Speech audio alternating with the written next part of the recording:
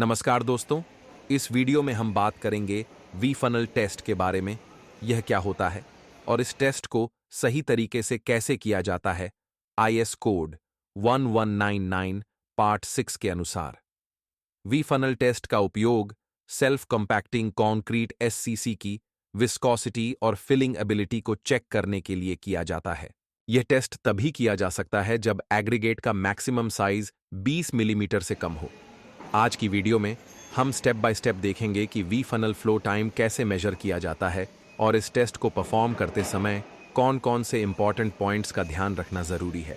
तो दोस्तों, वीडियो को पूरा देखते रहिए और अगर आपको यह कंटेंट हेल्पफुल लगे तो लाइक और सब्सक्राइब करना मत भूलिएगा। चलिए शुरू करते हैं।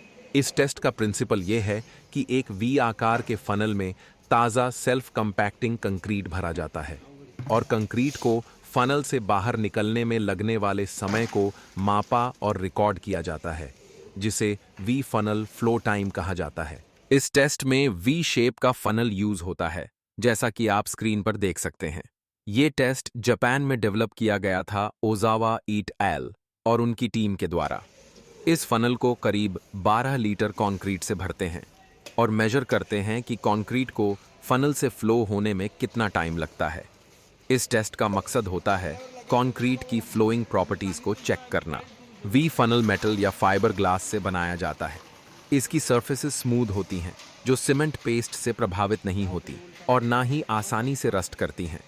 कंस्ट्रक्शन में ड्यूरेबिलिटी और एक्यूरेसी के लिए ऐसे मटेरियल्स का यूज करना जरूरी है जो लॉन्ग लास्टिंग और रिलायबल हों। यही वजह है कि वी फनल को केयरफुली डिजाइन किया गया है।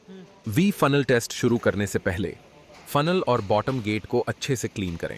उसके बाद अंदर की सारी सरफेसेस और गेट को थोड़ा सा नम कर लें।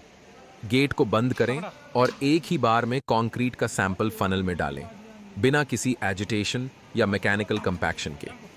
अब एक स्ट्रेट एज का यूज करके फनल के टॉप को स्ट्राइक ऑफ करें, ताकि कंक्रीट फनल के टॉप के साथ लेवल हो जाए। फनल के नीचे एक कंटेनर रखें, ताकि कंक्रीट को आसानी से इकट्ठा किया जा सके। कंटेनर का वॉल्यूम फनल के वॉल्यूम से बड़ा होना चाहिए और कम से कम 12 लीटर का होना चाहिए।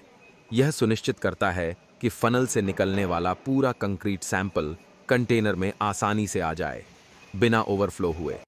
फनल को भरने के 10 ± 2 सेकंड के बाद गेट को जल्दी से खोलें।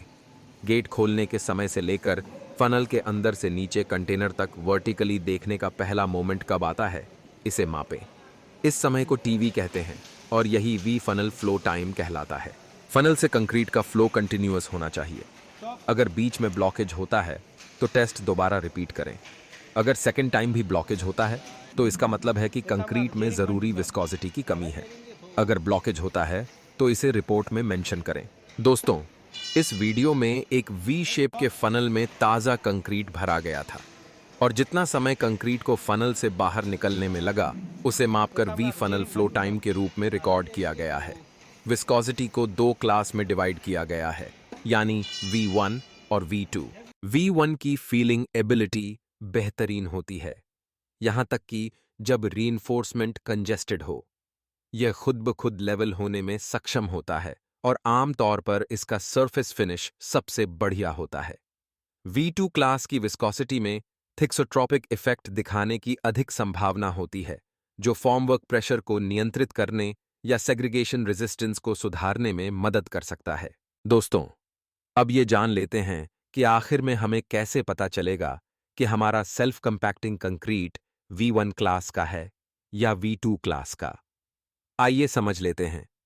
V1 क्लास के लिए वी फनल से कंक्रीट पास होने का समय 8 सेकंड से कम होना चाहिए, जबकि V2 क्लास के लिए यह समय 8 सेकंड से 25 सेकंड के बीच होना चाहिए। तो दोस्तों, हमें कमेंट करके बताइए कि हमने जो टेस्ट आज किया वह कौन से क्लास में आ रहा है। हमें बताइए दोस्तों कि आपको आज की वीडियो कैसी लगी। उम्मीद करते हैं कि यह टेस्ट आपको अच्छे से समझ आ गया होगा। अगर आपको वी फनल अपरेटस चाहिए तो डिस्क्रिप्शन में लिंक मिल जाएंगे। कंक्रीट से संबंधित या रेडी मिक्स कंक्रीट से जुड़ी किसी भी टॉपिक पर आपको वीडियो चाहिए तो हमें कमेंट करके जरूर बताना दोस्तों। हम जल्द ही वह वीडियो आपके लिए लेकर आएंगे।